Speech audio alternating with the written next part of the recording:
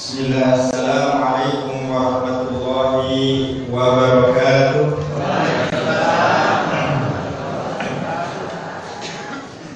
Alhamdulillahilladzi anzala sakinata fi qulubil mu'minina liyazdadu imanan ma'a imanihim. Walhamdulillahilladzi wahabana kulla ni'am wa arsalana ila sawa'is sabil wa dallana bil Qur'anil azim wa 'allamana ma lam na'lam wa ayyadana bi kalimatin la ilaha illallah. Walhamdulillahilladzi jama'ana fi hadzal makan mubarak, nas'alul barakah wa rahmah unzilat yahdi makan fi hadzal makan. Walhamdulillahilladzi anzala 'ala 'abdihi kitaba wa lam yaj'al lahu 'iwaja qayyima liyundhira ba'sa. Allahumma sholli wa sallim wa barik ala rasulihil mustafa alladzi ata bi kitabil huda yahdi binas minadh dhulumati ilan nur.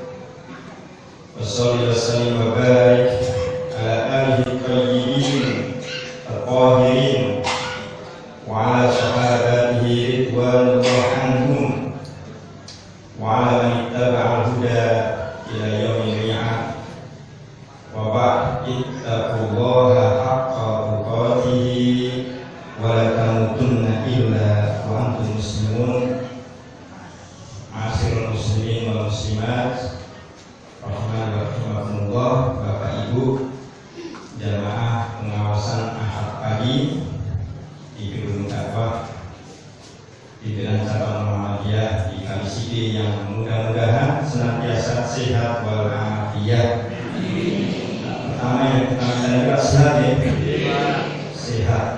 Itu makanya doa yang diajarkan Nabi, Allahumma inna nas'aluka al-'afwa wal afiyah. Ya Allah, paringilah afwa, itu kecukupan, wal afiyah, dan sehat, fresh. Dengan kesehatan, Bapak Ibu alhamdulillah sakit hadir datang pengawasan. Menawi diuji boten kesehatan, diuji gerah pripun sakit boten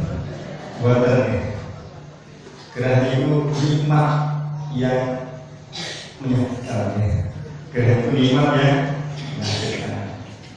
Dikatakan nikmat karena dibalik sakit itu ada pahala, ada penghapus dosa. Menyakitkan di bawah maka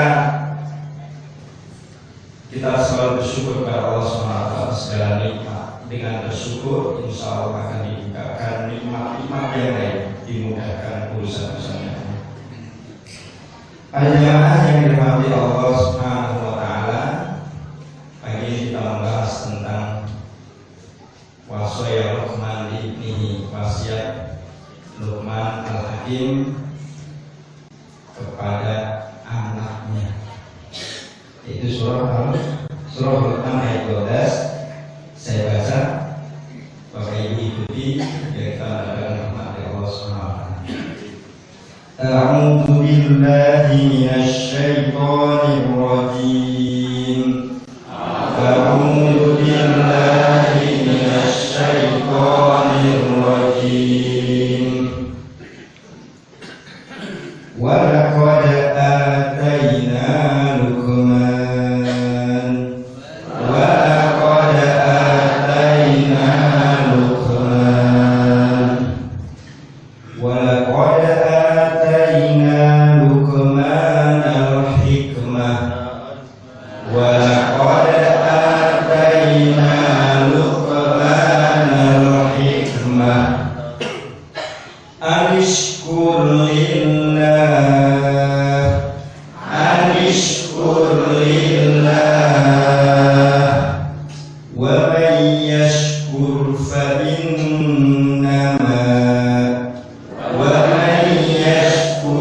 فإنما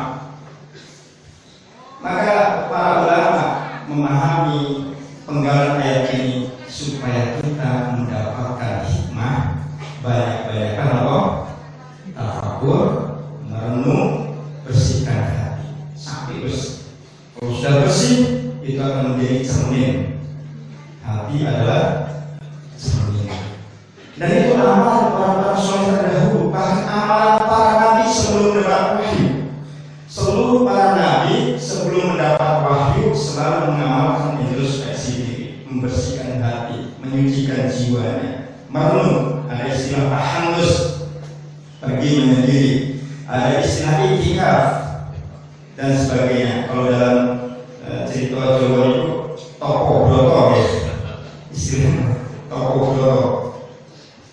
Nah, sampai Nabi SAW merekomendasikan ini, istafti qalb, hanya hati nurani. Tentu hati yang bagaimana? Kalau aman dasar hati yang selalu bersihkan. Nah, ini amalan para rasul, amalan para nabi. Ini tips memperbaiki ini supaya dapat apa? Bukan wangsit nih, jadi wangsit. Tapi apa? Hikmah. Kamu disalahpahami wangsit ini. Hikmah. Nah, kadang disalahpahami sehingga orang wah juga menjadi biar datang apa? Wangsit. Tapi hikmah. Dan itu amalan para rasul. Sehingga Allah datangkan hikmah kepada Luqman. Karena beliau adalah orang yang mendapatkan hikmah, maka mendapatkan gelar Al-Hakim. Jadi asal namanya Luqman, Hakim itu apa? Gelarnya Luqman Al-Hakim, Luqman yang mendapatkan hikmah dari Allah Subhanahu wa Ta'ala. Oleh karena itu Allah perintahkan wahai Luqman dalam tafsir Sa'adah, karena engkau telah diberikan hikmah, anishkurlillah, hendaklah kamu berterima kasih kepada Allah. Matur nuwun marang Allah, bersyukur kepada Allah. Wa may yashkur, dan siapa yang bersyukur, siapa yang berterima kasih, siapa yang matur nuwun marang Allah Subhanahu wa Ta'ala, fa inna ma yashkuru li nafsi, kebaikan hasil dari syukur itu kembali kepada diri kita. Apa kebaikan hasil dapat dari syukur? Lain syakatu ditambah nikmat, ditambah anugerah ini. Maka penambah ini tidak diberikan kepada orang lain, tapi kepada orang yang bersyukur. Ibarat itu ngeten, kita di jalan ada anak yang minta uang, anak jalan minta uang. Kita nggak punya rezeki, kita nggak punya apa? Uang besar, adanya rezeki. Kita kasih 100 rupiah. Anak itu terima kasih Bang, matur nuwun. Setelah itu pergi, terus kelihatan ya ekspresi yang berterima kasih. Kita melihat masih ada uang, kira-kira kita tega ngasih 100 itu, 100 rupiah. Pikiran panjenengan apa? Pasti ditambah. Ada lagi orang yang minta ke kita. Kita kasih 2.000, tapi nggak suruh wajahnya cemberut. Jadi wong sugih, motor, mobil, berngekil, tapi sibuk, tapi gak diambil. Mukanya asam, kira-kira kajiannya gitu. Nambahin apa gitu? Pikirannya apa? Orang bakal ada iman itu. Maka syukur dia pertama tadi, meskipun berapapun dikasih, dia bersyukur, berterima kasih dan tersemin dari wajah hati perbuatannya. Maka Allah SWT, baik syakartu azidannakum, aku tambah kepada Allah Subhanahu wa Ta'ala. Nah, di sinilah orang yang berterima kasih kepada Allah, kebaikan dibukakannya, pintu-pintu nikmat dan anugerah kembali kepada diri sendiri. Waman kafar, dan siapa yang kufur di sini artinya kalau masalah nikmat adalah abas, absul wajhi, cemberut, enggak berterima kasih seperti yang kedua tadi, bersuruh, terus hidupnya kalau ya Allah aku jadi kerja terus tadi kalau kayak kain, padahal pangatnya bodoh, padahal dia saya itu nggak kalah rajin dengan dia, kenapa kok rezekinya beda? Nah, itu namanya bersyukur. Nah, ini kafar dalam arti bukan kufur iman, bukan, tapi kafir dalam arti tidak mensyukuri nikmat. Memang kafar, karena di dalam ilmu balaghah disebut dengan munasabah. Banyak kalimatnya, kalau di awal ada syukur tentang nikmat, maka kufur di depannya adalah tentang nikmat. Innallaha ghaniyyun hamid. Nah ini yang tadi. Ghaniyun itu Allah tidak butuh. Karena Allah terpuji. Allah tidak butuh orang itu. Allah biarkan orang itu. Kami dalam Al-Quran kama nasuhu liqa'a yaumina hadza. Jadi sudah diabaikan. Maka ayat ini mengajarkan kepada Luqman agar bersyukur kepada Allah atas hikmah yang telah diberikan kepada beliau. Radhiyallahu anhu. Luqman ini adalah manifesto atau cerminan dari pendidik yang sempurna. Qaulan ucapannya, fi'lan perbuatannya, iman. Beliau mengajarkan kepada anaknya, tapi beliau juga sudah mengamalkan. Beliau mendidik anaknya, beliau juga mengamalkan. Jadi bukan hanya qaul. Ketika beliau mengajarkan tentang tauhid, maka beliau lebih dulu bertauhid, menguatkan akidah. Ketika beliau mengajarkan waktu min sauti, tentang bagaimana berbicara, tentang bagaimana suara, menjaga suara, beliau sudah mengamalkan lebih dulu. Jadi amalan wa fi'lan wa iman selalu selaras. Maka Allah SWT abadikan, karena beliau salah satu manusia istimewa, bukan nabi tapi masuk di dalam Al-Quran. Dalam kaidah ulumul Quran, kalau ada nama selain nabi ada dalam Al-Quran itu antara dua. Kalau dia tidak soleh banget atau dia bejat banget. Kalau tidak baik sekali, dia jahat sekali. Coba sebutkan sini. Fir'aun, pripun sepatnya? Wah, sampai ngaku apa? An-Rabbukumul A'la, sampai mengatakan aku Tuhan ya. Sinten wae? Haman, sinten Haman itu? Perdana menterinya Fir'aun. Dia pemegang proyeknya Fir'aun. Dia adalah konseptornya Fir'aun. Haman. Kemudian sinten? Luqman. Wow, disambung. Sinten wae? Harun. Nabi Harun. Oh, Harun nih. Harun.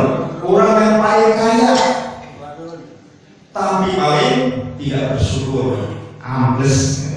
Ambles itu kan karena ambles bersama. Sinten wae? Maryam, orang yang paling suci, istimewa, tidak menikah tapi punya anak. Benar ini, bukan seperti zaman sekarang tidak punya suami tapi punya anak. Itu benar-benar tidak punya suami beneran, tapi dia punya anak. Benar nyata. Sinten wae?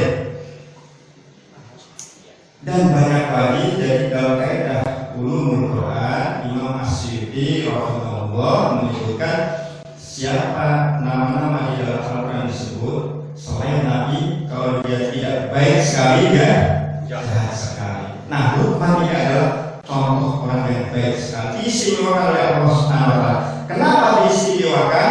Karena beliau mampu istiqomah dalam tafakkur, istiqomah dalam membersihkan hatinya, sehingga Allah anugerahkan hikmah, dan hikmah ini menjadi bab asbab beliau diabadikan namanya dalam Al-Quran. Diabadikan dalam Al-Quran. Beliau mengajarkan bukan hanya kesaksian duniawi. Beberapa riwayat memang dia seorang pekerja. Ada yang mengatakan dia adalah al-khayyat, penjahit. Ada yang mengatakan dia adalah tukang batu. Ada yang mengatakan dia adalah seorang qadhi, pejabat tinggi, setingkat gubernur. Ada yang mengatakan dia adalah seorang pemimpin. Banyak riwayat yang jelas dia adalah seorang yang aktif. Masalah harta beliau tidak kekurangan, tetapi hidupnya selalu zuhud. Jadi bukan kesederhanaan beliau itu bukan karena keadaan memang beliau tidak punya, tapi karena beliau memilih untuk sederhana. Beliau praktekkan betul, maka beliau adalah orang yang sangat istimewa. Ada 10 setidaknya, banyak riwayat-riwayat menyebutkan baik di dalam Al-Quran ataupun di dalam hadis-hadis Nabi Sallallahu Alaihi Wasallam tentang wasiat-wasiat Luqman. juga di dalam kitab-kitab ahli kitab juga ada, dalam Israiliyat juga banyak tentang nasihat Luqman. Nah, kaum muslimin tentu lebih yakin kepada Al-Quran dan Sunnah Nabawiyah. Nah, kita ambil dari Al-Quran. Allah Subhanahu wa Ta'ala mengabadikan kisah Luqman bagaimana beliau berwasiat kepada sang putra. Putranya satu laki-laki, namanya Saron, dalam salah satu riwayat Ibnu Jarir. Saron, nama lainnya banyak. Jadi salah satu yang diriwayatkan namanya Saron, bahasa Indonesia Saran. Beliau berwasiat. Nah, beliau hidup pada masa siapa? Nabi Daud alaihissalam. Luqman ini seorang laki-laki yang soleh, hidup pada masa Nabi Daud. Wa qala Luqman libnihi wa ya'idu ya bunayya la tusyrik billah innasyirka la dzulmun 'adzim. Pesan pertama, jangan syirik wahai anakku. Ya bunayya, wahai anakku, la tusyrik billah, jangan syirik. Ini adalah dasar pendidikan. Dakwah pertama yang disampaikan adalah persoalan akidah kokoh, tidak syirik. Pendidikan yang pertama harus dilakukan adalah bagaimana mengokohkan hati, la tusyrik billah. Dan inilah dakwah para nabi, dari Nabi Nuh, dari Nabi Nuh. Kalau Nabi Adam memang beliau belum punya umat, punyanya siapa? Anak-anak. Sampai Nabi Muhammad SAW, fondasi dakwah adalah tauhid, tidak mensekutukan Allah. Ini fondasi dakwah. Kalau tauhid kokoh, insya Allah kesananya mudah. Kalau tauhidnya tidak kokoh, goyah. Bagikan judur, kalau judur pohon yang besar, sekiranya akarnya kuat maka dia akan kuat. Tapi sekiranya akarnya rapuh, bagaimana terjadi? Kena guncangan pasti rubuh. Begitu juga dengan bangunan, semegah apapun bangunan, jika fondasinya tidak kokoh, maka dia akan mudah ambruk. Meskipun bangunan itu kecil, tapi kalau tidak pakai fondasi, kena angin juga tetap runtuh. Tapi dengan fondasi yang kokoh, maka insya Allah bangunannya akan kokoh. Begitu juga dengan manusia, dengan kita. Kalau akidah kita kuat, kita betul-betul bertauhid, tidak mensekutukan Allah, beres. Ada kokoh menghadapi persoalan kuat. Ketika kita mendapatkan nikmat, kita bersyukur, bergembira, tidak berlebihan. Ketika kita mendapatkan ujian, kita juga tetap tabah, sabar, tidak sampai stres, tidak sampai melampaui batas. Bahkan Allah janjikan semua dosa pasti diampuni. Ya ibadalladzina asrafu ala anfusihim la taqnatu min rahmatillah innallaha yaghfiru dzunuba jami'a. Wahai hambaku yang melampaui batas. Melampaui batas itu orang yang sudah keterlaluan, lewat batas. Sebetulnya mampunya baru beli motor, baru nyicil motor. Beli motor pun masih nyicil ya. Tapi keinginannya pengen punya apa? Mobil, dan mobilnya enggak band-band, mobil Pajero Sport. Padahal di desa, jalannya belum tentu masuk. Keinginannya besar, karena dia banyak bergaul dengan orang-orang kaya, bergaul dengan orang-orang yang memang suka hype, sehingga termotivasi. Saya juga bisa. Akhirnya dia paksakan, nggak bisa juga. Gajinya nggak seberapa untuk nyicil. Nyicil Pajero hampir 10 juta, 15 juta setiap bulan. Sementara gajinya hanya 1.500.000. Itu sisanya. Saking gurih, 15 juta, tapi nyicilnya, tapi gajinya 1.500.000 gurih. Berpikir, akhirnya bukan berpikir, merenung,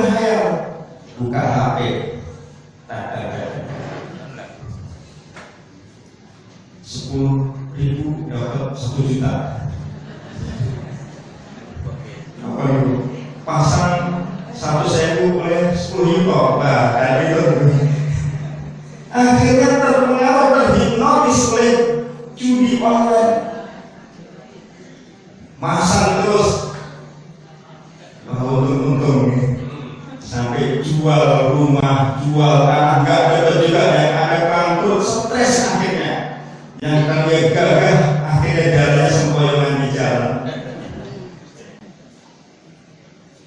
Apa akibatnya itu? Nopo sebagai melampaui batas kemampuan. Asrofu ala anfusihim, orang mikir, orang menyesuaikan, tidak mengaca. Sementara ingat sangat besar. Nah, orang-orang seperti ini rentan terhipnotis. Yang kedua, mudah terpengaruh. Mudah terpengaruh ya. Kan sekarang sudah banyak pinjaman online, pinjam tanpa agunan, 1 menit cair karena benar itu. Karena penjagaan kan kali ini nggak ada HP, pinjam untuk dari HP, tanpa bunga, tapi kena penaltinya 2 kali lipat. Banyak cara. Nah, itu semuanya karena pengennya berpikir instan, tidak ngaca. Maka Allah Subhanahu wa ta'ala menyebut asrafu ala anfusihim. Yang lebih parah lagi, sudah judi nggak sukses, nggak dapat, akhirnya apa? Kedukun. Bah, supaya aku boleh sebulan itu mulai seperti yo, gue beres. Padahal dulunya juga miskin marat. Miskin marat, dijalui, bingung nanti kalau bingung itu. Nah, Allah Subhanahu wa ta'ala menyebut mereka asrafu ala anfusihim. Mereka benar-benar melampaui batas kadarnya, berbuat dosa maksiat. Tapi Allah masih kasih harapan kepada mereka. La taqnatu min rahmatillah. Orang sah putus asa. Begitulah orang pokok. Ayo datang, akan diampuni Allah, dihapus semua itu dosanya, kesalahannya dihapus oleh Allah Subhanahu wa ta'ala. Asalkan datang, ja'atan ilallah biqalbin munib, datang kepada Allah mengadu, meminta ampun dengan sungguh-sungguh, menangis dan bertobat, tidak akan mengulangi lagi. Inna Allah yaghfiru dzunuba jami'an, pasti Allah akan ampuni semua dosa. Ibnu Katsir meriwayatkan illa syirik, kecuali syirik. Asal tidak menyekutukan Allah, dosa setinggi langit, seluas bumi, Allah pasti ampuni. Benar dikatakan, tapi yang penting. Jadi Allah SWT mengampuni asal tidak syirik. Artinya kita masih punya tiket untuk mendapatkan rahmat anugerah Allah asal tidak syirik. Maka di sini pentingnya pendidikan atau tauhid kuat, jangan sampai dengan goyah. Akidah kuat itu sudah modal paling besar. Ya, kadang-kadang nelfon itu dinamika, tapi segera bertobat, Allah ampuni. Yang kedua adalah wasailal insana biwalidayhi hamalahu ummuhu wahnan ala wahnin wa bisaluhu fi 'amain anshkur li wa walidayka ilayya al-masir. Berbuat baik kepada orang tua, ini kunci pendidikan kurikulum dasar 2 yang harus paham. Tidak boleh ditawar, karena pasti pulau panjang sedaya dilahirkan dari orang yang dilahirkan dari orang tua, atau ditabung atau dimasukkan dalam mesin terus tiba-tiba dicetak, pasti semua punya orang tua. Maka kedua ini adalah sebagai kurikulum dasar 2, wajib seseorang dia berbuat baik kepada orang tua. Nabi Ismail alaihissalam adalah contoh bagaimana beliau menjadi anak.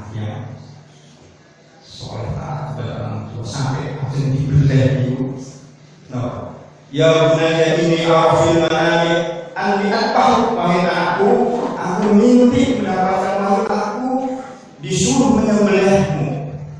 Apa kata sang anak? Ya tadi fa'alna tu'mar satajuni insyaallah min as-sabirin. Monggo Pak, monggo menawi kok perintah dawuh saking Allah Subhanahu. Monggo. Nek saniki pripun? Kulo mawon nggih. Mimpi akan beli pripun? Mundur ngasah. Begitu hebatnya Nabi Ismail menjadi anak yang bisa berbakti kepada Allah, kepada orang tuanya meskipun bahaya mengancam nyawanya. Tapi ternyata berbuat baik kepada orang tua sesakit apapun, sebahaya apapun, Allah pasti ganti. Jadi sudah lulus. Nabi Ismail akan diklaim untuk diganti apa? Wafadena bibi hati. Itu sudah mutlak. Makanya Bapak Ibu menawi yang sesuai le akhirnya butuh duit nih, akhirnya umroh, akhirnya piro itu juta. Lo jadi gak ada tapi orang butuh aku. Paksa apa naik? Pokoknya ini jenengan di mall, Nah, aku dari semangat tuh, saya semangat. Kan pernah dibulan. Bakti kepada orang tua tidak ada ruginya. Tidak akan pernah Allah mendolimi hambanya, karena kedudukan birrul walidain itu di bawah tauhid. Ini kunci yang mendasar, kurikulum dasar buat yang ditanamkan oleh sinten Luqman kepada putranya. Kunci sukses itu. Saya itu kunci sukses betul. Sampai di dalam Al-Quran disebut wala taqul lahum uffin. Itu kan kadang biasanya santun sepuh itu perilakunya kan beda kan. Apalagi pun sepuh pun sumpun itu seperti kembali kepada masa anak-anak itu. Kalau cerita yang kadang ceritanya tunggu-tunggu terus kadang dikandani deh, ganti sengeni apa tadi? Nah itu menguji kita ya. Bagaimana kita bersikap kepada orang tua, ujian karena itu memang dasar betul. Yang ketiga, dan waktunya apa? Nah, summa ilayya marji'ukum faunabbi'ukum bima kuntum ta'malun. Kita harus yakin bahwa nanti ada hari pembalasan. Sekecil apapun perbuatan kita pasti akan dibalas oleh Allah. Innallaha la yuzlimu mithqala dzarrah. Allah tidak akan menyia-nyiakan sekecil apapun perbuatan, meski sekecil dzarrah.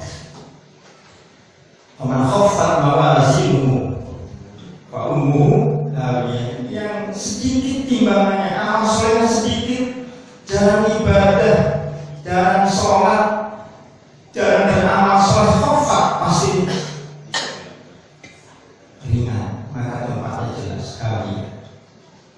Sementara yang sakulat, yang berat, banyak beramal soleh itu karena Allah Subhanahu wa Ta'ala, maka beruntung. Maka di sini kita harus yakin supaya kita termotivasi berbuat baik, maka kita harus yakin dulu bahwa ini pasti akan dipertimbangkan. Tapi kalau kita nggak yakin, kita beramal soleh itu hari-hari.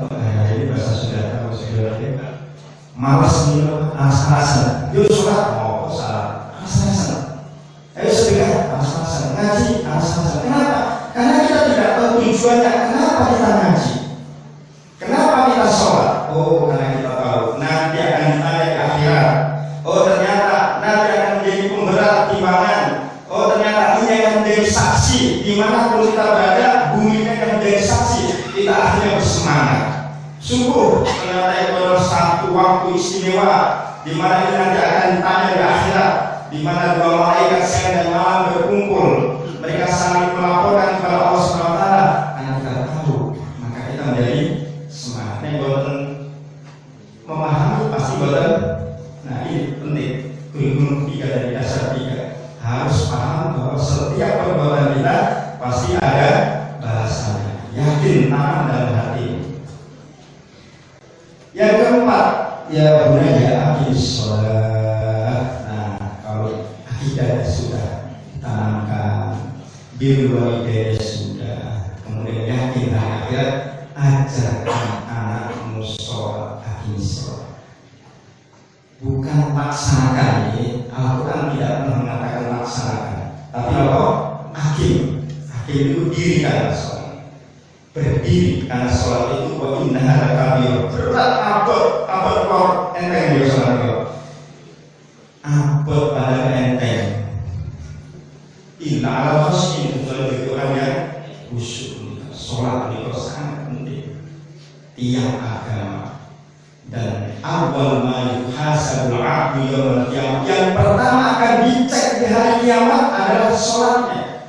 Fulan, Sayyidin, beriman kepada Allah, wa ma'ruka Allah. Siapa laki-laki ini? Rasulullah Muhammad SAW. Kamu sholat? Itu ya Allah. Jadi ingin sholat tapi nggak masuk.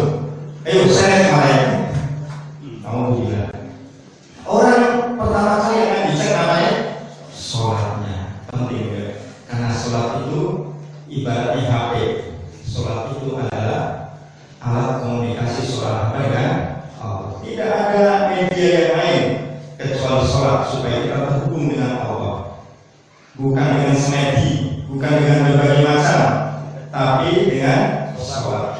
Bahkan dengan HP, WA oleh Allah, buat nenten. Nelpon Allah, buat nenten. Napa boleh diengen jampi sama Allah, buat nenten. Yang ada adalah sholat. Satu-satunya alat kita berbicara dengan Allah, komunikasi adalah sholat. Rasulullah SAW mengikut. Idza qala abdu alhamdulillah, jika seorang hamba mengucapkan alhamdulillah ketika sholat, alhamdulillahirabbil alamin, apa kata Allah Subhanahu wa taala? Hamidani abdi, hambaku memujiku.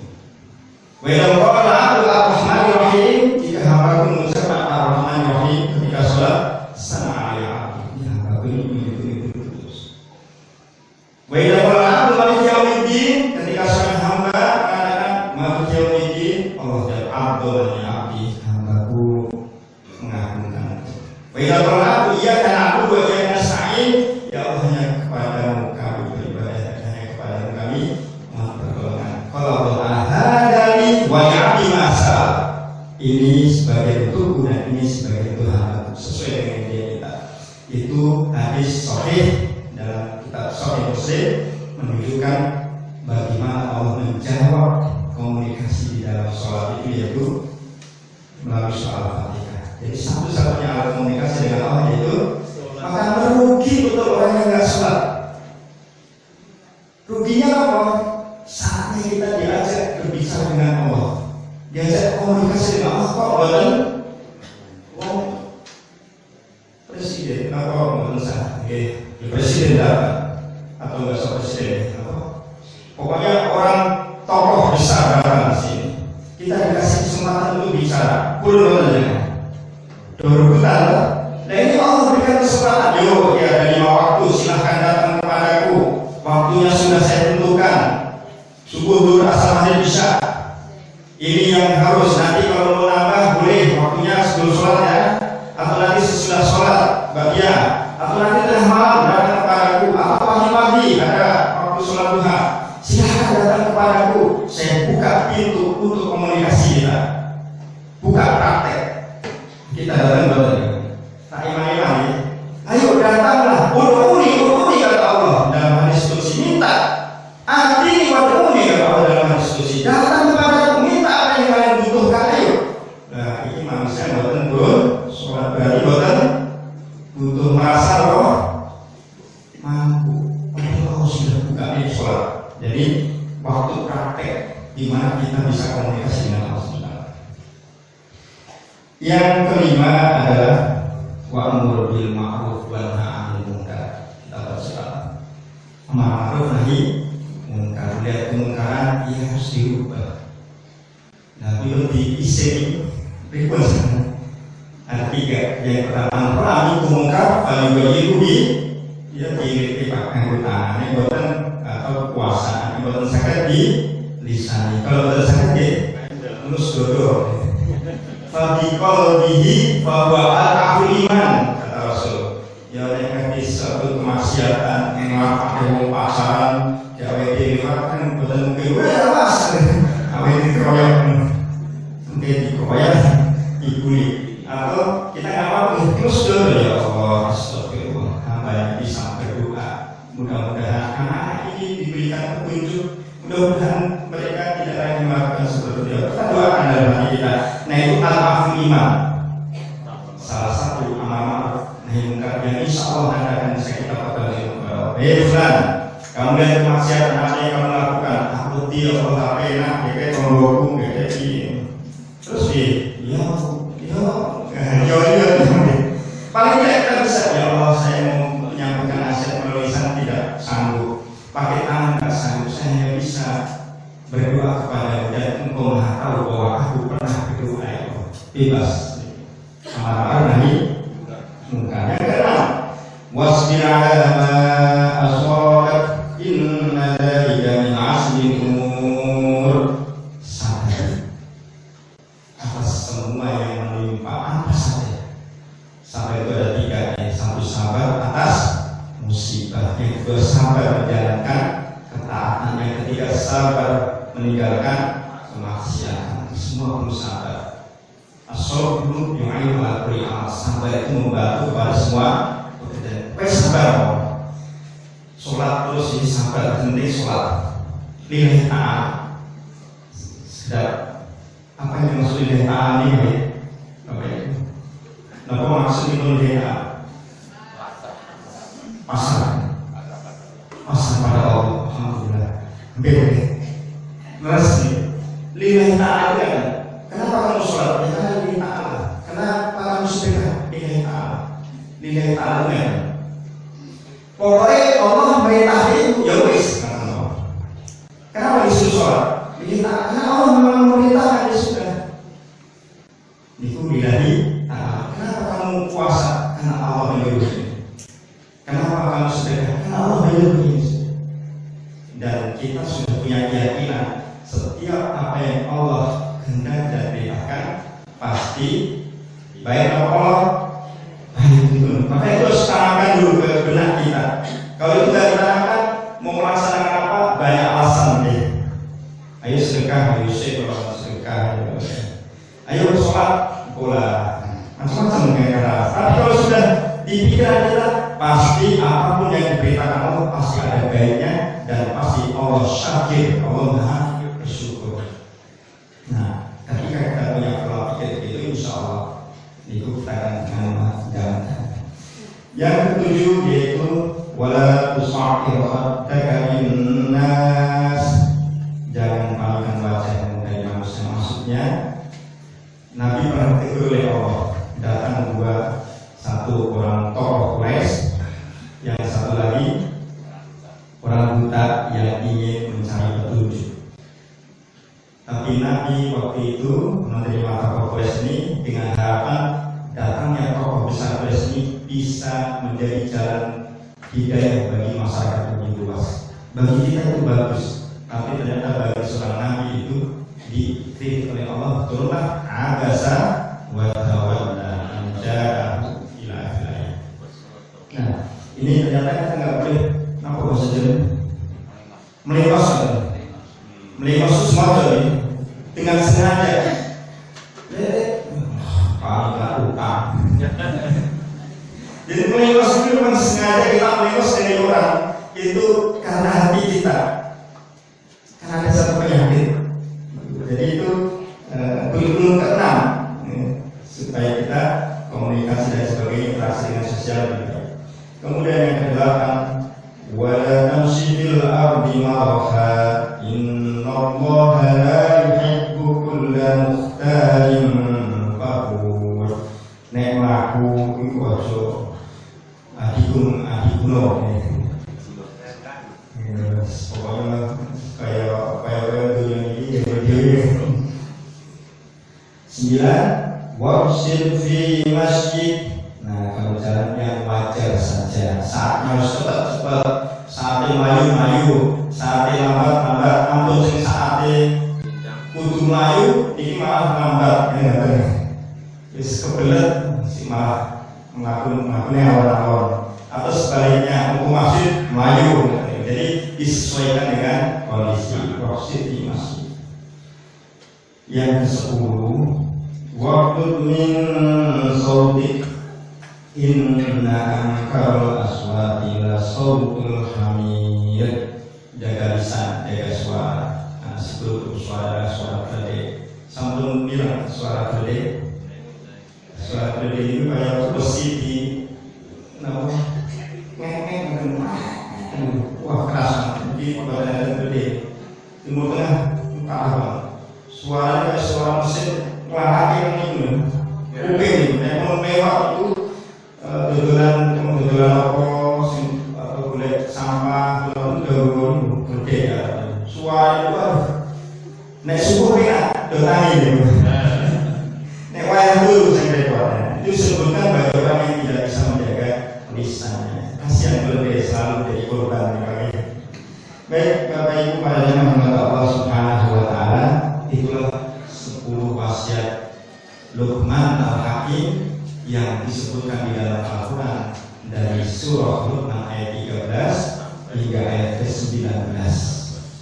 13 dan 19 dengan pelajaran ini. Bahkan sampai banyak nanti di dalam hadis saya ini kita ambil 10 saja sebagai dasar utama. Saya ulang, yang pertama adalah tauhid, jangan syirik. Yang kedua adalah bakti orang tua. Ketiga, mengikat hari pembalasan, yakin dengan hari pembalasan. Keempat, mendirikan sholat, amal nahi munkar, sabar, kemudian jangan melengos,